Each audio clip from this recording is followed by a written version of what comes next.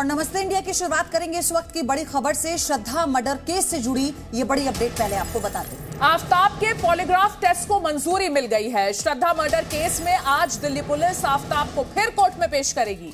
Police की कोशिश होगी कि आफताब की तीसरी बार वो रिमांड ले सके और सच्चाई की तह में जाने के लिए नार्को और पॉलीग्राफ टेस्ट भी जल्द कराए जाने की उम्मीद है। इस केस में अभी कई खुलासे होने बाकी है और यही वजह है कि पुलिस नार्को टेस्ट और पॉलीग्राफ टेस्ट जैसी टेक्निक्स का इस्तेमाल करना चाहती है।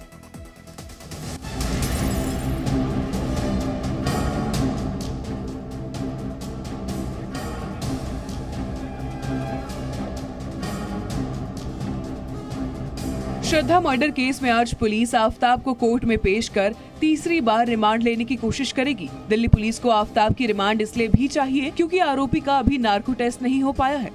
आफताब ने दिल्ली पुलिस के सवालों के संतोषजनक जवाब नहीं दिए हैं। ये अनार उगा के हर साल 1 एकड़ की जमीन पर 10 लाख कमा रहे हैं। उनसे सीखना है तो फ्रीडम ऐप को अभी डाउनलोड कीजिए। और इसकी वजह से कई रहस्य अभी बने हुए हैं। शक ये भी है कि आफताब पुलिस को गुमराह करने की कोशिश कर रहा है।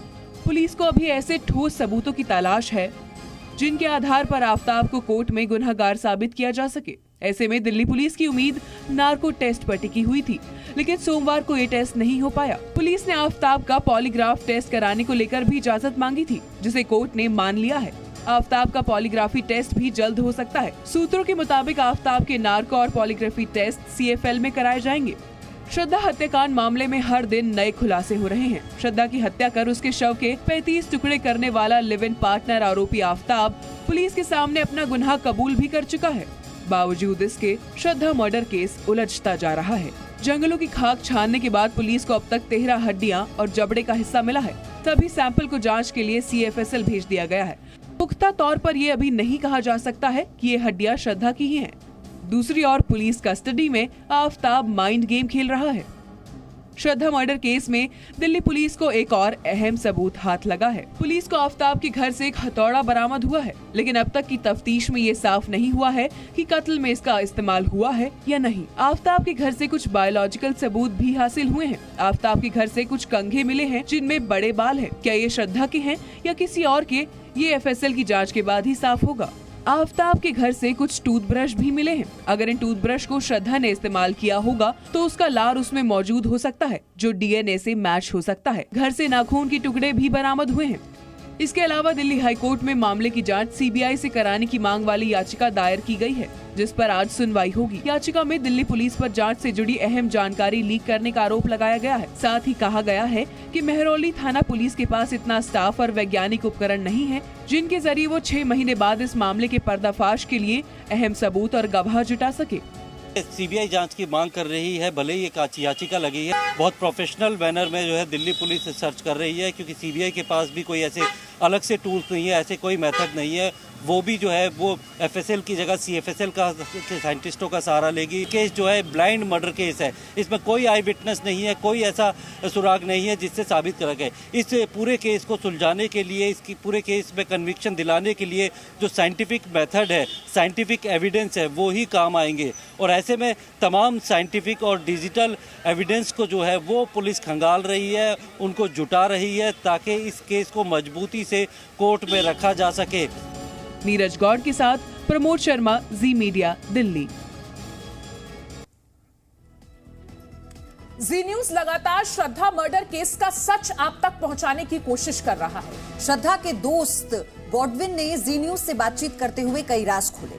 गॉडविन ने बताया कि आफताब पहले भी श्रद्धा को मारने की कोशिश कर चुका था। तब श्रद्धा ने अपने ऑफिस में फोन कर मदद मांगी थी। उस समय गॉडविन ने श्रद्धा से मुलाकात की थी और उसकी सहायता भी की थी।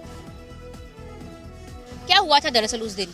ये बात है नवंबर 2020 का, जब श्रद्धा एक थाने के मल्टीनेशनल कंपनी में काम करती थी। तो उस दिन उनका झगड़ा हुआ था आफताब के साथ, फिजिकल वायलेंस हुआ था और उनका गला दबाने की कोशिश की गई थी, जिसकी वजह से इमीडिएटली वो अपने आप को वो घर से छुड़ा के भाग के आई थी। इमीडिएटली उनको हेल्प चाहिए था और उनके पास कोई फ्रेंड या फैमिली मेम्बर नहीं होने के कारण उन्होंने इमीडिएटली अपने ऑफिस में फ़ोन किया था। और जब उन्होंने अपने ऑफिस में फ़ोन किया और वही टाइम पे मेरा भाई वही कंपनी के लिए काम करते थे, तो उनके ऑफिस से मेरे भाई को फ़ोन आया कि आपके एरिया में एक एम्प्लॉई है जिनको इमीडिएट हेल्प चाहिए, आप हेल्प कर सकते हो क्या। और वही टाइम पे मैं घर पे होने के कारण मेरे भाई ने मुझसे रिक्वेस्ट किया था कि अगर आप इनको हेल्प करो। तो इमीडिएटली उनके जो मैनेजर है उन्होंने मुझे श्रद्धा का नंबर फॉरवर्ड किया था। मैंने श्रद्धा को पर्सनली अपने नंबर से कॉल किया, मैंने उनको मेरे बिल्डिंग के बाहर बुलाया था। जैसे ही थोड़े टाइम के बाद श्रद्धा मुझे मेरे बिल्डिंग के बाहर मिलने आई थी, उनका जो फिजिकल अपीयरेंस था उतना अच्छा नहीं था, क्योंकि उनके चेहरे पे ब्रूसेस थे, उनके लोअर बैक पे ब्रूसेस थे, जिसके वजह से मैं बाहर खड़े रह के बात नहीं कर पाया। इसलिए मैंने उनको इमीडिएटली मेरे घर लेके गया। जैसे मैं अपने घर लेके गया, वो डरी हुई थी, सहमी हुई थी। तो उनसे बात करते वक्त हमको पता चला कि ये इंस्टेंस पहला नहीं था, इसके पहले काफ़ी दौरान उनके साथ फिजिकल अब्यूज़ हो चुका था। वही दोपहर और शाम के बीच में मैं उनको पुलिस स्टेशन लेके गया था, जहाँ की उन्होंने पूरा ये जो इंसिडेंट हुआ है पुलिस को नरेट किया और राइटिंग में भी उन्होंने अपना स्टेटमेंट दिया था, जिसका एक कॉपी हमारे पास दिया गया था श्रद्धा के पास। इवेंचुअली फिर वहाँ से निकलने के बाद हमने श्रद्धा को पूछा था कि आप घर जा रहे हो या क्या, तो उन्होंने बोला मुझे घर नहीं जाना क्योंकि मुझे बहुत डर लग रहा है। तो फिर मैं अपने घर लेके आया था उनको। जैसे मैं अपने घर लेके आया, फिर हम थोड़ा बात करने लगे। उसके दौरान उसने मुझे आफ्ताब का बिहेवियर बताया कि वो ड्रग्स से मतलब एडिक्टेड है। वो बीच बीच में मतलब आधी रात को भी उनके घर पे मतलब कोई आते ड्रग्स लेने के लिए। और इनफैक्ट उन्होंने एक टर्म यूज़ किया था कि वो ब्राउनी बेचता है, जो मुझे वो टाइम पे समझ नहीं आया, क्योंकि मैं मतलब मुझे वो terms day to day life में यूज़ नहीं होता, इसलिए मुझे समझ नहीं आया। मगर जैसे उन्होंने बोला, बाद में उन्होंने बताया कि मुझे ये मतलब काफ़ी दौरान हो चुका है, मगर अभी ये टॉलरेंस लेवल उनका ख़त्म हो चुका था। उसका ये कहना था कि जब भी झगड़ा होता है उनके बीच में या उसके पहले कितने भी बार झगड़ा हुआ है, ये फाइट में सबसे इम्पोर्टेंट रोल है उसके मम्मी डैडी का। क्योंकि आफ्ताब क्या करता है, अपने मम्मी डैडी को बोलता है कि श्रद्धा को कॉल करिए, और फिर उसके मम्मी डैडी उसको कॉल करके बोलते हैं कि आप अगर छोड़ के जाओगे तो ये पागल हो जाएगा, ये अपने आप को मार देगा, तुम्हारी शादी होने वाली है। और वो उस रात भी वही हुआ था, क्योंकि मेरे सामने उन्होंने श्रद्धा ने उनके मम्मी डैडी का फ़ोन आंसर किया था और वही रात को उनको वसे वेश वाले घर पे उनको बुलाया गया था। कि उसके मम्मी डैडी का वही कहना है कि अगर आप छोड़ के जाओगे सुधरेगा नहीं, तुम्हारे साथ ही इसका लॉन्ग टर्म रिलेशनशिप चल रहा है, अभी शादी की बात भी चल रही है, तो तुम ही हो जो इसको ये चीज़ से सुधार सकती हो। तो मैंने उनको बोला ये इमोशनल बैगेज तुम हर बार लोगे तो कैसा चलेगा, तुमको डिसाइड करना पड़ेगा। श्रद्धा एक स्टेटमेंट हमेशा मुझे मतलब वो 2 दिन में उसने एक स्टेटमेंट मुझे क्लियरली बताया था कि ज़िंदगी में मैं कभी भी तकलीफ़ में रहूँगी तो मेरे फ़ोन में एक ऐसा वीडियो है जिसे मैं दिखा के अपने आप को मैं बचा सकती हूँ। ये पूरे मतलब इंसिडेंट से मैं अपने आप को बचा सकती हूँ। अभी ये फ़ोन उसका गवर्नमेंट के पास है, क्राइम ब्रांच के पास है, पुलिस के पास है। ये मैं किसी के बाद भी अगर ये फ़ोन होगा, मैं रिक्वेस्ट करूंगा कि वो फ़ोन को रिकवर करके अगर उसमें वो वीडियो है तो उससे ज़्यादा चीज़ खुलासा होगा कि आफ्ताब का बिहेवियर कैसा था और इनके ड्रग्स के जो हैबिट थे वो काफ़ी फ्रीक्वेंट थे, तो ये सब एविडेंसेस मिल सकते हैं। देखिए, आफ्ताब का जो बिहेवियर था वो चाहता था श्रद्धा सबसे डिस्कनेक्ट हो जाए, हालांकि वो अपने फैमिली से भी डिस्कनेक्टेड थी। और वो सिचुएशन में अगर वो अपने फैमिली को फ़ोन नहीं कर रही और ऑफिस में फ़ोन कर रही, इसका मानना ये है कि उसका फैमिली बॉन्डिंग भी जो है ख़त्म हो चुका था श्रद्धा का। अभी यही दौरान उनको श्रद्धा को आफ्ताब के मम्मी डैडी में अपने मम्मी डैडी नज़र आ रहे थे, और जिसका एडवांटेज आफ्ताब के मम्मी डैडी ने बहुत अच्छे से यूज़ किया है, क्योंकि हर फाइट के दौरान वो यही बोलते थे, आप घर आओ, हम बैठ के सुलह कर लेंगे, आपका शादी होने वाला है, आप उसको सुधार सकते हो। तो इमोशनल बैगेज आप बार बार जब दे रहे हो, वो आप एक औरत को, एक लड़की को इमोशनली आप ब्लैकमेल कर रहे हो, क्योंकि उन्होंने आपको माँ बाप की तरफ से मतलब जो प्यार था, जो सपोर्ट था, वो आपको दे रही थी, मगर आपने वो चीज़ मिसयूज़ किया है। और दुनिया का कोई भी माँ बाप होगा, अपने बच्चे को चाहे वो कुछ भी गलती करे, दुनिया के सामने तो हम कोशिश करेंगे कि हमारा बच्चा गलत नहीं है, मगर वही गलती 10-12 बार होगा तो वो बंदे से ज़्यादा उसके माँ बाप को क्रिटिसाइज़ करना मतलब ज़रूरी है, क्योंकि वो माँ बाप उसका बिहेवियर जानते थे। वो चाहते तो एग्जैक्टली मतलब वो टाइम पे श्रद्धा को बोल सकते थे कि हमारा बेटा सुधर रहा नहीं, आप छोड़ के मतलब मूव ऑन हो जाइए, या अपने बेटे को सुधारने का कुछ तो प्रयास करते। आज उनकी जो गलती है उसका जुर्माना आज कोई और भुगत रहा है। तो श्रद्धा के दोस्त ने जो बताया, इससे ये तो तय है कि कई बातें साफ हो रही हैं। और श्रद्धा मर्डर केस में एक के बाद एक खुलासे होते जा रहे हैं। श्रद्धा की हत्या का आरोपी आफ्ताब 4 मोबाइल नंबरों का इस्तेमाल करता था। आफ्ताब ने अपनी साजिशों को अंजाम तक पहुंचाने के लिए श्रद्धा के मोबाइल नंबरों का भी इस्तेमाल किया। श्रद्धा की हत्या के बाद आफ्ताब ने बड़ा फ्रिज खरीदते वक्त श्रद्धा का मोबाइल नंबर ही दिया था। रिपोर्ट देखिए।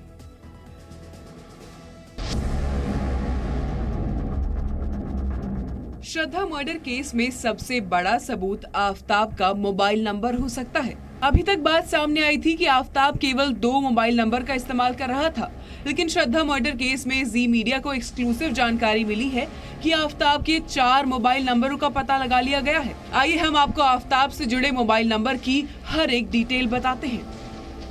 सूत्रों के मुताबिक आफताब 2 नहीं बल्कि 4 मोबाइल नंबर्स का इस्तेमाल कर रहा था। सोशल मीडिया के लिए आफताब 2 मोबाइल नंबरों का इस्तेमाल करता था, जबकि पैकेट्स एंड मूवर्स से सामान मंगवाने के लिए आफताब ने अलग फोन नंबर दिया था। आफताब ने फ्रिज मंगवाने के लिए श्रद्धा के मोबाइल नंबर का इस्तेमाल किया था। इसी तरह श्रद्धा के फेसबुक अकाउंट की जाँच करने पर जी न्यूज को पता चला कि श्रद्धा के अकाउंट से भी 2 नंबर जुड़े हुए हैं, जिनसे उसका फेसबुक ऑपरेट होता था। इस तरह मामले के तथ्यों पर और आफताब की मॉडस ऑपरेंडी पर अगर नजर डालें तो आफताब के कब्जे में कुल मिलाकर कम से कम 4 मोबाइल नंबर थे। इस बीच श्रद्धा मर्डर केस से जुड़ा एक और बड़ा खुलासा हुआ है, जो आफताब के आपराधिक चरित्र और उसकी बेरहमी को बयां करता है।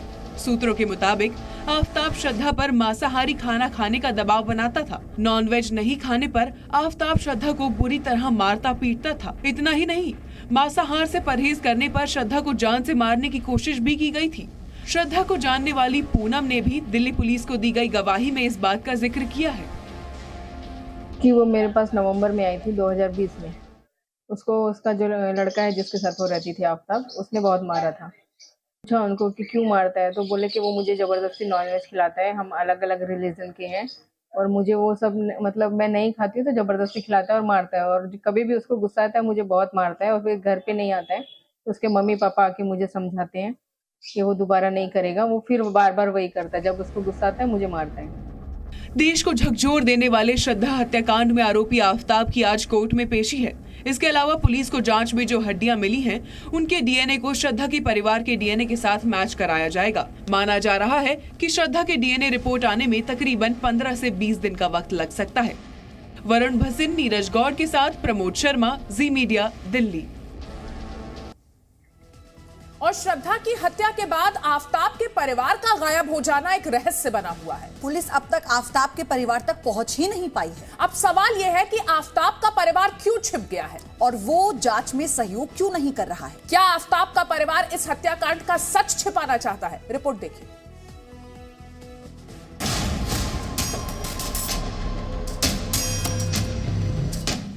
श्रद्धा मर्डर केस में हर दिन चौंकाने वाले खुलासे हो रहे हैं।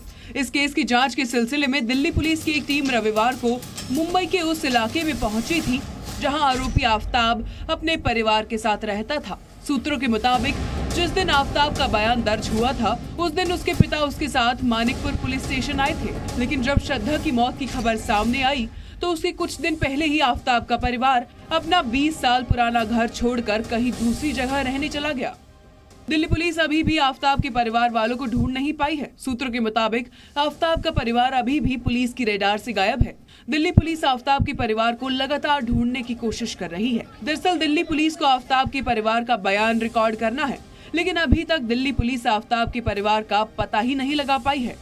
जी न्यूज ने उस जगह को ढूंढ निकाला है जहां आफताब के पिता काम करते थे। वहां के लोगों का कहना है कि आफताब के पिता ने 2 साल पहले ही काम छोड़ दिया था, लेकिन उनके लिंक्डइन प्रोफाइल पर अभी भी उनका वर्क लोकेशन वही दर्ज है, यानी नई लोकेशन अभी अपडेट नहीं की गई है। इसके अलावा दिल्ली पुलिस ने इस सिलसिले में श्रद्धा और आफताब के दोस्तों और रिश्तेदारों समेत कई लोगों को बुलाया और उनके बयान दर्ज किए हैं। सूत्रों के मुताबिक आरोपी आफताब श्रद्धा के साथ मुंबई में कई जगह रहा, जिनमें से व्हाइट हिल्स अपार्टमेंट एक था। आखिरी बार श्रद्धा और आफताब दोनों इसी सोसाइटी में रुके थे और उसके बाद श्रद्धा का खून करने के बाद आफताब जो है यहीं आया था। उसने तकरीबन जून 5 के आसपास यहाँ से अपना जितना भी सामान है वो दिल्ली मूव करा था एक पैकर्स एंड मूवर्स के ज़रिए, जिसके बाद वो दिल्ली हमेशा के लिए शिफ्ट हो गया। अब इस पर कई सवाल उठ रहे हैं कि आखिरी बार जब ये लोग यहाँ रह रहे थे और इनकी जो डॉक्यूमेंट है यानी कि उनका जो लीज का पीरियड है वो अगस्त में ख़त्म हो रहा था, लेकिन उसी के पहले जून में आके आफताब ने अपना ये घर खाली कर दिया, पूरा सामान दिल्ली मूव कर दिया। तो क्या आफताब जो है यहाँ की पुलिस यानी कि महाराष्ट्र की पुलिस और दिल्ली की पुलिस को गुमराह करने की कोशिश कर रहा था ताकि ये कह सके कि उसके जो भी डॉक्यूमेंट्स थे या वो जब क्राइम हुआ था उसके बाद कहीं और था। दिल्ली पुलिस की एक टीम श्रद्धा मर्डर केस की जांच के लिए शुक्रवार से ही महाराष्ट्र के वसई इलाके में डेरा डाले हुए है। मुंबई से यशा कोटक के साथ ब्यूरो रिपोर्ट, जी मीडिया। ये अनार उगा के हर साल 1 एकड़ की जमीन पर 10 लाख कमा रहे हैं। उनसे सीखना है तो फ्रीडम ऐप को अभी डाउनलोड कीजिए।